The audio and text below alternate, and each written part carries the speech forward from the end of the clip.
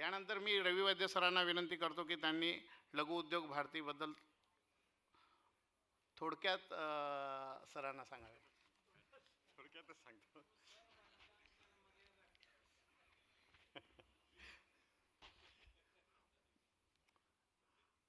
आपले सर्वांचे लाडके माननीय MSMEचे union cabinet minister Narayanji Rane sir,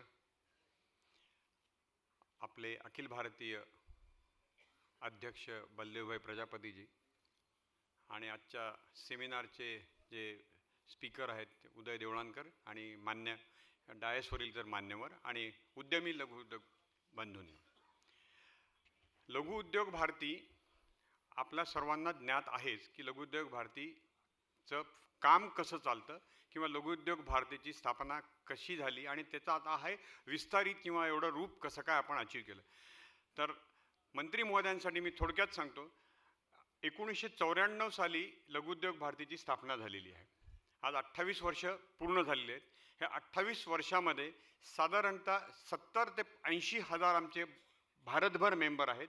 भारतामध्ये आमचं 480 जिल्ह्यांमध्ये काम आहे आणि महाराष्ट्राबद्दल बोलायचं झालं तर महाराष्ट्रामध्ये 36 जिल्ह्यामध्ये काम असून 100पेक्षा जास्त तालुक्यांमध्ये आहेत. जिथे काम नाही तिथे कदाचित इंडस्ट्रीज कमी आहेत, पण आमचा तिथे पण आता जायचा प्रयत्न आहे.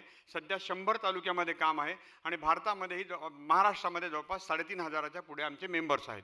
लघु उद्योग भारतीची स्थापना व्हायचं कारण म्हणजे एक त्याच्यामध्ये सगळ्याच इंडस्ट्रीज आपण असोसिएशन का जॉईन करतो तर आपल्याला येणारे प्रश्न, आपल्याला येणाऱ्या अडचणी ह्याच्यावरती काहीतरी मात करता यावी, आपल्या अडचणी सरकार दरबारी आपल्याला जास्त चांगल्या पद्धतीने मांडता यावं त्याच्याकरता आपण एकत्र येतो आणि असोसिएशनची स्थापना करतो.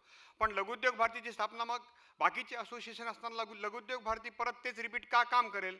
मग त्याच्यामागची आपली वेगळी भूमिका थोडी समजून सांगतो.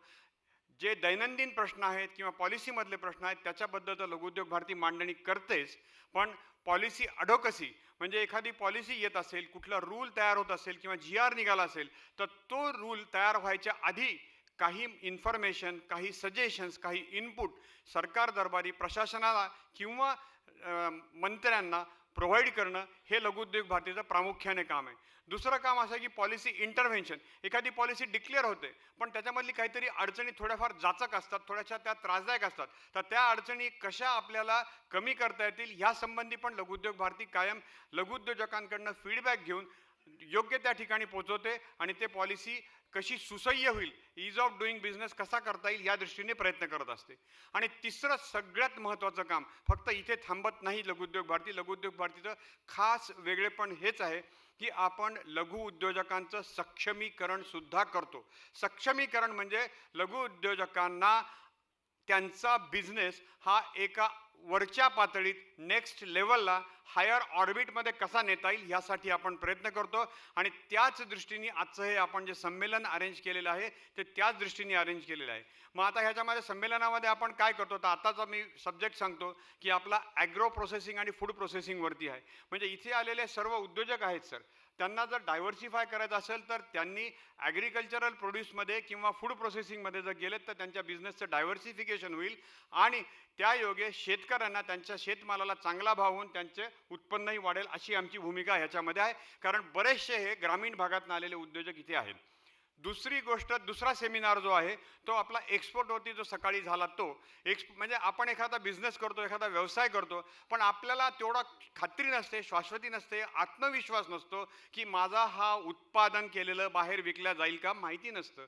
मग ही माहिती देण्याकरता आपण याच सेमिनारमध्ये आपल्याच एका मेंबरनी कसे कामं केलेत ते सगळं सांगितलं आणि आपण करीत असलेल्या व्यवसायाला एक्सपोर्ट मार्केट कसं शोधायचं, त्यासाठी काय स्टेप्स घ्यायच्या, गव्हर्नमेंटच्या काय त्याच्या स्कीम्स आहेत ह्याच्या सगळ्यांची मांडणी केली आणि त्या योगे आपल्याला आपल्या सध्या असलेल्या व्यवसायाला सुद्धा एका वेगळ्या उंचीवर नेता येईल. यातनं आपल्याला आपण ते शिकलो. आणि त्याच्यानंतर ह्याच्यानंतरचं जे तिसरं सेशन आहे सर ते importance of branding for MSME. म्हणजे आपण उद्योजक, लघु उद्योजक पर्टिक्युलरली तो मग छोट्या फूड प्रोसेसिंगमधला असो किंवा मीडियम साईजचा असो किंवा स्मॉलचा असो, तो उत्पादन करतो, त्याची वस्तू तयार करतो, पण त्याचं ब्रँडिंगच्या मागे लागत नाही. आणि आज मार्केटिंगच्या युगामध्ये असं आहे की कुठलाही ग्राहक हा वस्तू विकत न घेता तो ब्रँड विकत घेत असतो. तुम्ही स्वतःलाच प्रश्न विचारून बघा, तुम्ही मार्केटमध्ये गेल्यानंतर तुम्ही ब्रँड मागता, तुम्ही वस्तू मागत नाहीत. कारण तुमची ती चॉईस असते, तुमची ती निवड असते, तुम्हाला त्याची आवड असते. मग लघु उद्योजकांनी सुद्धा स्वतःचा ब्रँड का तयार करू नये, तो रादर तयार करायलाच पाहिजे. या आग्रही भूमिकेतनं आपण इम्पॉर्टन्स ऑफ ब्रँडिंग हे आपण सेशन घेतोय. म्हणजे ह्याच्यामध्ये काय होईल की लघु उद्योजकाला डायव्हर्सिफिकेशनची संधी उपलब्ध होईल. दुसरे तुम्हाला तुमचं मार्केट जे आहे ते फक्त आपल्या देशापुरतं न सीमित राहता ते एक्सपोर्ट करायला सुद्धा संधी येईल. म्हणजे तुमचा त्यामुळं बिझनेसचा डोमेन वाढतो. आणि तिसरं, तुम्हाला जर डोमेस्टिक मार्केटमध्ये करायचं असेल, तुमच्या प्रॉडक्टची लाईफ जर जास्त करायची असेल तर ब्रँडिंग करणं गरजेचं आहे. त्याच्याबद्दल आपण थोडेसे इनपुट ह्या सेमिनारमध्ये देतोय. आणि मला खात्री आहे की इथून जाणारा प्रत्येकजण या तिन्ही सेमिनारमधनं काही ना काही चांगलं घेऊन जाऊन त्याचा उद्योग सरांनी आता कालच परवा आमची 14 तारखेला बोर्ड मीटिंग झाली.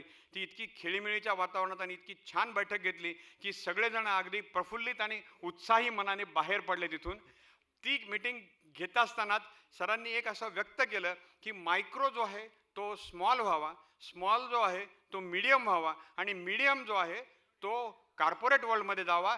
तरच ह्या मिनिस्ट्रीचं, MSME मिनिस्ट्रीचं खरं काम होतं असं त्यातनं आपल्याला निष्कर्ष काढता येईल. त्याला सरांच्या धोरणाला साथ म्हणून आपण हे सगळं त्याच्यामध्ये करतो आहोत की आपल्याला आपला बिझनेसचा स्तर हा उंचावत न्यायचा आहे. हे करत असताना मग आपल्या मोदीजींनी जे आपल्याला सांगितलेलं आहे की आपल्याला 5 ट्रिलियन इकॉनॉमीचं ध्येय गाठायचं आहे, ते सहज साध्य होणार आहे. मग त्याच्यामध्ये आपण सध्या 5व्या स्थानावर आहोत.